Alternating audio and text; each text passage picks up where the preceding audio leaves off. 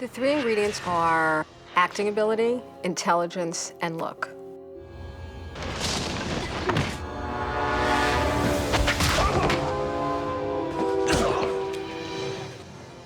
You know, I really think the thrall has gone out of our relationship.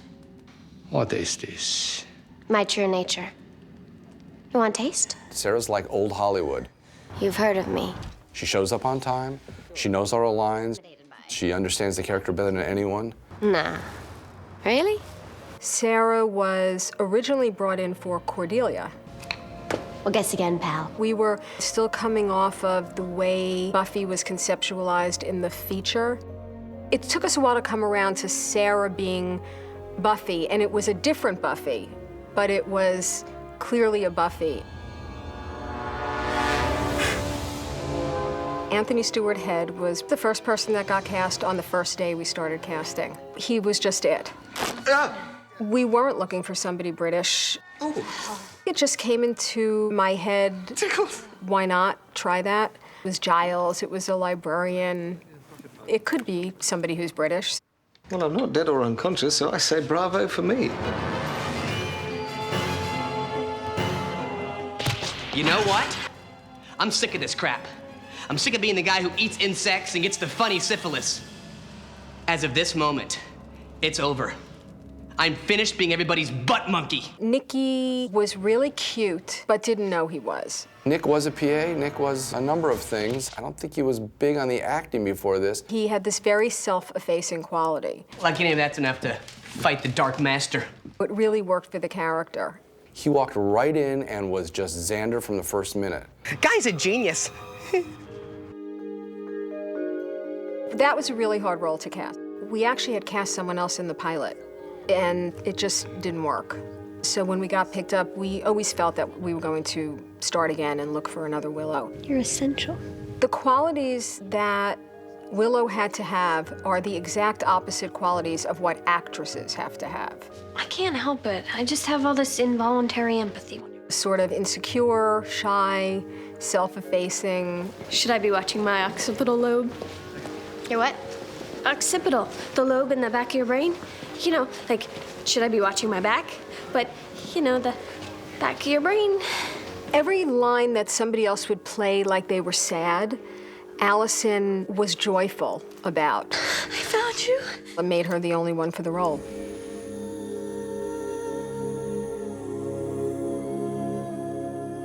We really wanted a warm mom in the midst of all this craziness. When I auditioned, I had a little scene, and I think I had maybe 4 little lines. I thought she and Sarah looked alike. The next thing you know, you got a call offering you the part. To her credit, Joss just kept writing for her and writing that relationship, and it was sad to see her go. David Boreanaz is my Lana Turner in Schwab's drugstore story. The breakdown said, the most gorgeous, mysterious, fantastic, the most incredible man on the face of the earth. I think I saw every guy in town. It was the day before shooting, and a friend of mine called me and said to me, you know, there's this guy that lives on my street who walks his dog every day, and I don't know what he does, but he is all the things you're describing. And the minute he walked in the room, I wrote down on my notes, this is the guy. Stitch me up, Doc. Got places to go. And slayers to kill.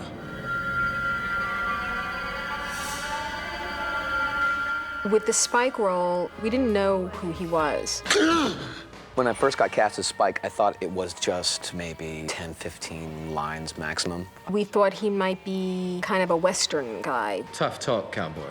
And then they sent me the script, and he was all through the script, and I kept going to my girlfriend, honey, look at this. We read a lot of people. When we finally found James, and he was such an incredible actor, I love you. we worked with different accents. We tried different things, and now most people don't even know he's American. I was sure that he was from England the whole time I was talking to him. You're a piece of work. I like you. I have finesse. I have finesse coming out of my bottom. Emma is a natural comedian. It's just so lovely. Oh, I wish it was mine. Emma just kept knocking them out of the park. Go, Xander. I love you. and is able to pull off this flighty Anya character every day where you really enjoy her character. You can see how Xander fell for her. She's cute and funny. It's the best way it can happen is when a character resonates so much you can't let go of them. I had always imagined her as, you know, very tiny and bird-like, and we read a lot of girls.